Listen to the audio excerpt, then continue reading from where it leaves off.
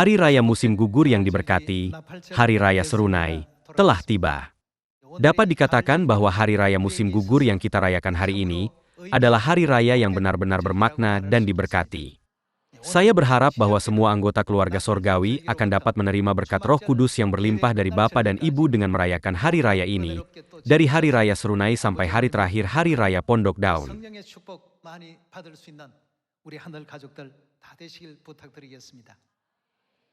Hari ini, mari kita lihat kembali asal mula Hari Raya Serunai. 3.500 tahun yang lalu, Musa menghabiskan 40 hari 40 malam bersama Tuhan di Gunung Sinai untuk menerima loh batu pertama yang berisi ke-10 firman. Selama waktu ini, dia berpuasa, tidak minum air dan tidak makan roti. Orang Israel yang berada di kaki gunung mengira Musa pasti sudah mati, karena dia naik ke atas gunung tanpa membawa makanan atau air minum.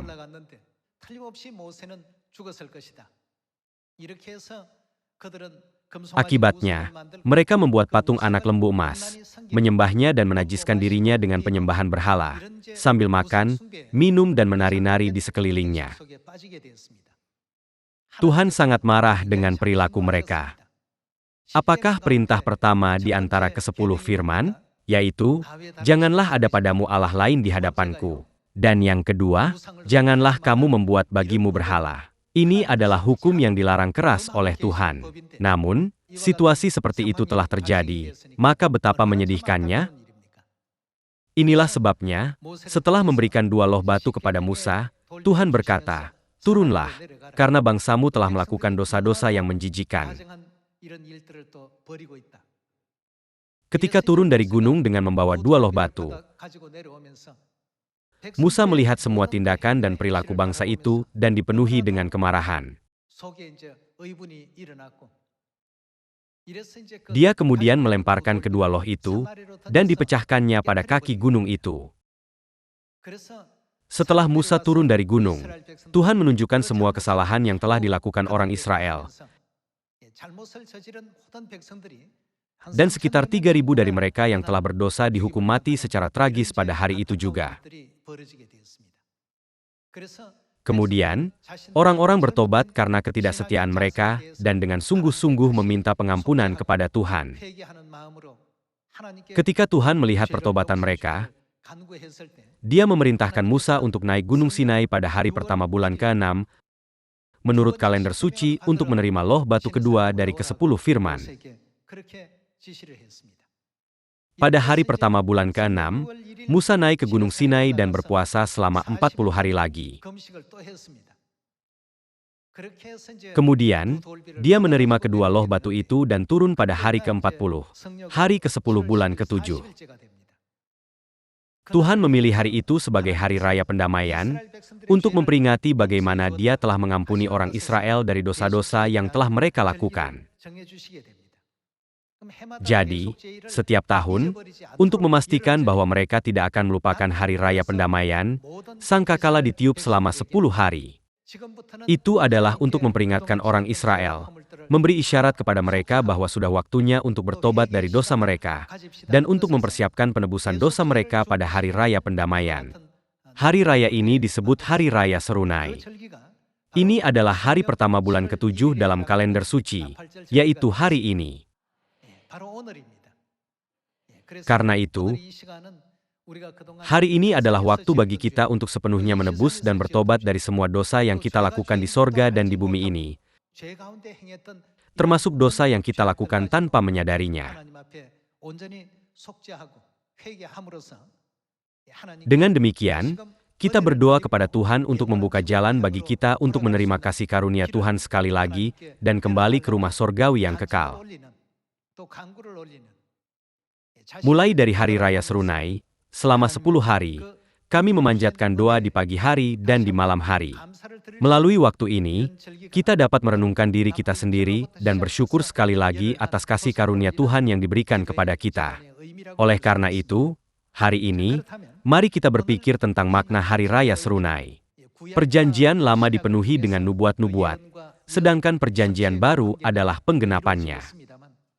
Mengingat semua dosa yang telah kita lakukan, mulai dari dosa mengkhianati Tuhan di sorga dan dilemparkan ke bumi ini. Bahkan sampai sekarang, kita masih kurang bersyukur atas keselamatan dan kasih karunia yang Tuhan berikan kepada kita. Namun kita masih belum menentukan arah hidup iman kita dengan benar. Terkadang kita belum sepenuhnya meninggalkan keinginan duniawi, padahal kita sudah berada di jalan menuju sorga. Dengan kata lain, kita telah menjalani kehidupan yang tidak sepenuhnya menjalani salah satu dari dua jalan tersebut. Dari hari raya serunai ini hingga hari raya pendamaian, kita harus bertobat dan mencari penebusan dari Tuhan untuk menjalani kehidupan seperti itu. Seperti yang tertulis dalam kitab Wahyu pasal 3, tidak panas atau dingin juga dapat dianggap sebagai dosa besar.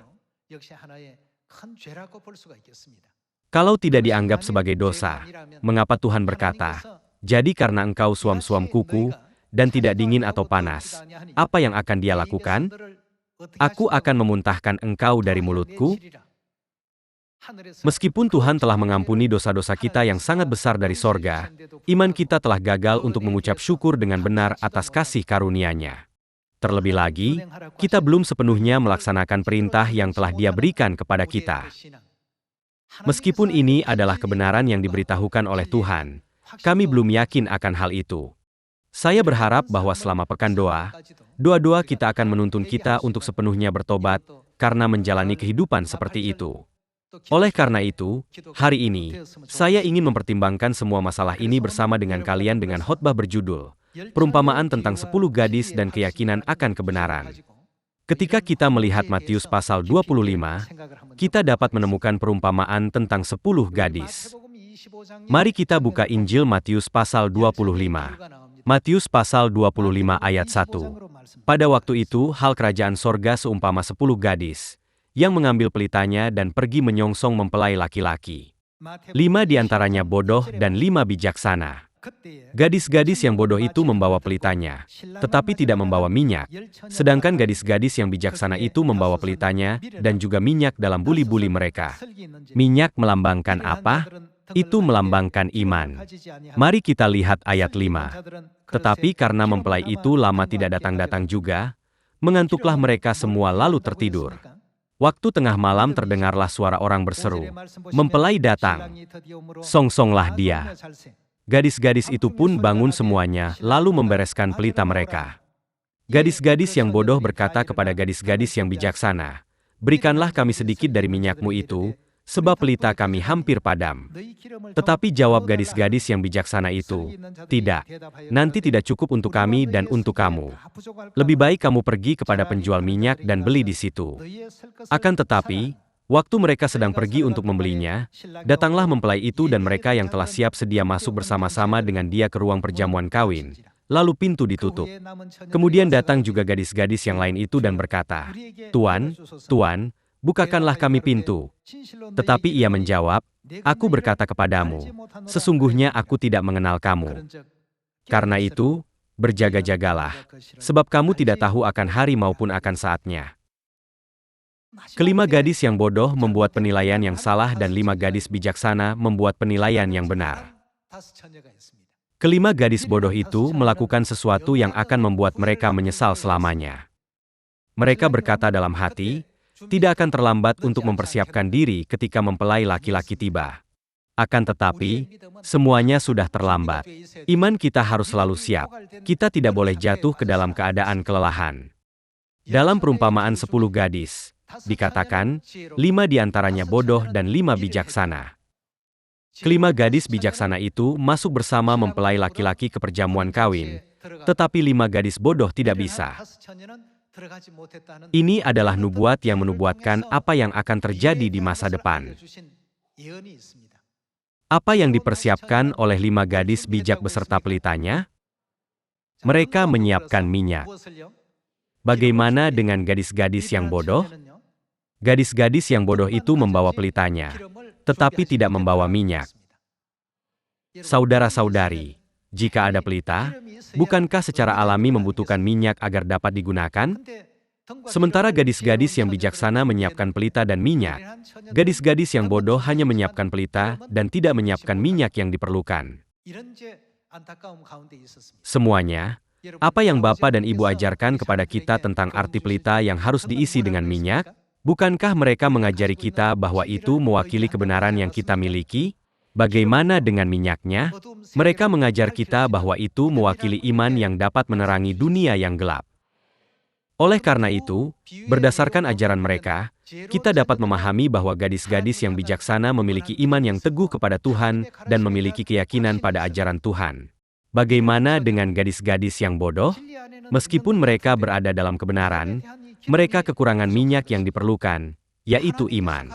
Jika kita tidak yakin tentang kebenaran yang diajarkan oleh Tuhan dan tidak dapat bersaksi tentang hal itu dengan percaya diri di depan orang lain, dapatkah kita mengatakan bahwa kita percaya kepada Tuhan yang datang ke bumi ini? Kita harus dengan yakin mengatakan, karena ini adalah kebenaran yang diajarkan Tuhan, inilah kebenaran yang akan menyelamatkan dunia. Hanya ada satu gereja di seluruh dunia yang dapat menyelamatkan dunia. Gereja apa itu? Tuhan sendiri datang ke bumi ini untuk para pendosa sorgawi yang ditakdirkan untuk mati selamanya. Kita tidak punya pilihan selain masuk neraka, tetapi Tuhan membuka jalan kehidupan, jalan keselamatan, dan melimpahkan semua kasih karunia-Nya kepada kita, sehingga kita dapat masuk kerajaan sorga. Karena semua alasan yang disebutkan di atas, kita harus memiliki keyakinan mutlak dalam kebenaran ini, serta keyakinan dan kebanggaan yang kuat di dalamnya. Selain itu, kita juga harus memiliki iman untuk memegahkan kebenaran dan dengan bersemangat membagikannya kepada orang-orang di sekitar kita.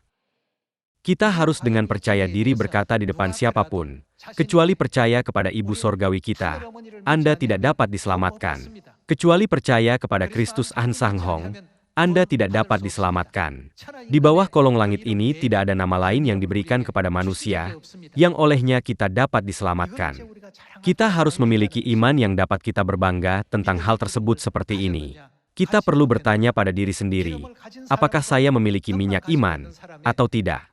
Di sini, perbedaan jelas dibuat antara mereka yang memiliki minyak dan mereka yang hanya memiliki pelita. Itulah sebabnya Tuhan mengajar kita tentang perlunya penginjilan. Karena itu, penginjilan dapat dilihat sebagai cara untuk memastikan apakah kita memiliki minyak iman. Ajaran yang kita beritakan bukanlah pikiran pribadi kita. Ajaran siapa yang telah kita warisi? Jika kita yakin bahwa Kristus An Sang Hong adalah Kristus yang benar yang datang ke bumi ini untuk menyelamatkan umat manusia, apalagi yang harus kita miliki? Kita harus memiliki keyakinan akan ajarannya dan menyampaikan keyakinan ini kepada orang lain. Pikirkanlah tentang bagaimana keadaan iman orang Israel pada zaman Elia. Ada 850 nabi palsu yang menyembah Baal dan Asyera pada saat Elia, yang beriman kepada Tuhan Yehovah, menentang mereka. Namun, orang Israel yang menyaksikan semua ini terjadi di depan mereka tidak memihak. Keyakinan mereka goyah, bertanya pada diri sendiri, apakah benar sisi ini atau sisi itu? Mari kita renungkan bahwa meskipun bangsa Israel dipilih sebagai umat pilihan Tuhan, dengan kata lain, meskipun mereka memiliki pelita, apa yang masih kurang bagi mereka? Mereka tidak memiliki minyak sama sekali, yaitu iman kepada Tuhan. Inilah sebabnya mengapa mereka tidak dapat membedakan antara kebenaran dan kepalsuan. Kebingungan mereka berasal dari fakta bahwa mereka yang menyembah Baal dan Asyera tampak begitu kuat. Ratu Isabel juga menyembah Baal dan Asyera. Selain itu, jumlah imamat mereka sangat banyak. Ketika melihat mereka mempersembahkan korban, itu tampak sangat luar biasa. Namun, di pihak umat Tuhan, jumlahnya cukup kecil dan segala sesuatunya tampak sederhana dan kurang dalam segala hal. Orang-orang goyah padahal mereka mengaku sebagai orang-orang yang percaya kepada Tuhan Yehovah. Pada akhirnya, bukankah Nabi Elia menghadapi semua nabi palsu itu? Mereka memanggil nama dewa-dewa mereka dari pagi sampai waktu korban petang, berharap mendapat jawaban, tetapi tidak ada jawaban dari sorga. Saat itulah, di depan orang-orang yang berkumpul di sana, Elia mengalahkan mereka semua. Dia berkata, seperti yang telah kamu lihat, dewa-dewa mereka bukanlah apa-apa. Dewa-dewa mereka hanyalah ciptaan buatan manusia, sedangkan Tuhan kita tidak seperti itu. Elia membiarkan orang mendekatinya dan mempersembahkan korban kepada Tuhan. Ketika dia memperbaiki mezbah itu dan meletakkan di atasnya korban bakaran, dan kemudian berdoa kepada Tuhan, bukankah terjadi keajaiban di mana api dari sorga turun dan membakar korban dan bahkan air di parit? Pada saat itu, ketika orang-orang ragu-ragu, Elia berteriak karena putus asa. Dia bertanya, "Berapa lama kamu akan ragu-ragu di antara keduanya ini?" Itu karena, dari sudut pandang rohani, minyak mereka telah habis. Meskipun mereka berada dalam posisi sebagai umat pilihan Tuhan, mereka tidak memiliki minyak. Jadi, mereka tidak memiliki pemahaman yang tepat untuk membedakan berhala dan mereka juga tidak memiliki keyakinan kepada Tuhan. Pada akhirnya, apa yang akhirnya dikatakan orang-orang setelah Elia menang dalam pertempuran ini dan melenyapkan semua nabi Baal? Mereka berkata, "Tuhan, Dialah Allah."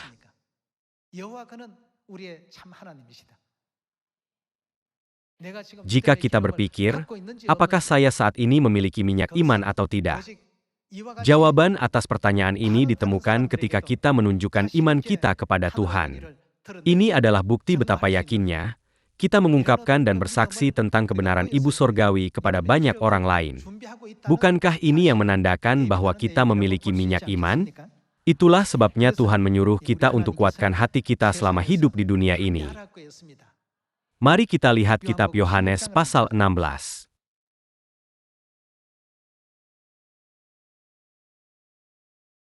Mari kita lihat firman Tuhan dalam Yohanes pasal 16 ayat 33. Yohanes pasal 16 ayat 33. Semuanya itu kukatakan kepadamu, supaya kamu beroleh damai sejahtera dalam aku. Dalam dunia kamu menderita penganiayaan, tetapi kuatkanlah hatimu. Apa yang Dia perintahkan untuk kita lakukan? Tuhan menyuruh kita untuk kuatkanlah hati kita. Aku telah mengalahkan dunia. Jika kita mengikuti jalan yang dilalui oleh Bapa dan Ibu, bukankah kita juga dapat memiliki iman yang diperlukan untuk mengalahkan dunia? Dikatakan bahwa terang kebenaran tidak boleh disembunyikan di bawah kaki Dian. Di masa lalu, ketika orang menyalakan lampu minyak, apakah ada yang menyalakannya hanya untuk menyembunyikannya di bawah kaki Dian? Bukankah lampu ditempatkan di bagian paling atas rumah, sehingga dapat menerangi seluruh bagian dalam rumah? Dengan kata lain, terang seharusnya berperan untuk menyingkapkan. Misinya bukan untuk menyembunyikan sesuatu, melainkan untuk menyingkapkan sesuatu. Kita harus menyingkapkan siapa Tuhan Bapa dan Tuhan Ibu, tentang gereja kita, dan tentang kebenaran juga. Karena siapakah Dia yang memberi kita semua ajaran ini? Jika itu adalah ajaran Tuhan, maka sama sekali tidak ada ajaran lain yang bisa menyelamatkan dunia. Lalu, apa saja yang perlu kita persiapkan mulai sekarang? Kita sekarang perlu untuk mengukur seberapa banyak minyak iman yang masih kita miliki. Kita tidak boleh merasa nyaman dengan hanya memiliki pelita, yaitu hanya menjadi anggota gereja Tuhan secara lahiriah. Sebaliknya, kita harus benar-benar yakin akan semua kebenaran yang telah Tuhan nyatakan kepada kita. Kita harus menganggap waktu iman kita yang berharga ini, waktu di mana kita dapat menghormati Tuhan Bapa dan Tuhan Ibu, sebagai waktu yang paling membahagiakan, dan bertekad sepenuhnya untuk mengikuti jalan ini sampai akhir. Inilah sebabnya mengapa para rasul dan nenek moyang iman tidak menyerah, bahkan ketika mereka berada dalam situasi di mana orang lain bisa saja menyerah. Melalui Alkitab, kita mengetahui dengan baik bahwa mereka bekerja sungguh-sungguh untuk Injil dengan harapan untuk mengubah bumi ini, kota perlindungan, menjadi dunia Tuhan dan memimpin dunia menuju pertobatan dengan memberitakan Injil dengan berani di Samaria dan bahkan sampai ke ujung bumi. Mari kita memeriksa diri kita sendiri, apakah kita sedang berjalan di jalan iman, melihat ke sorga, atau apakah kita sedang berjalan di jalan iman, melihat kehidupan di bumi ini. Saya berharap bahwa tidak ada yang akan melepaskan kerajaan sorga yang kekal dan jalan hidup yang kekal yang dipimpin oleh Bapa dan Ibu.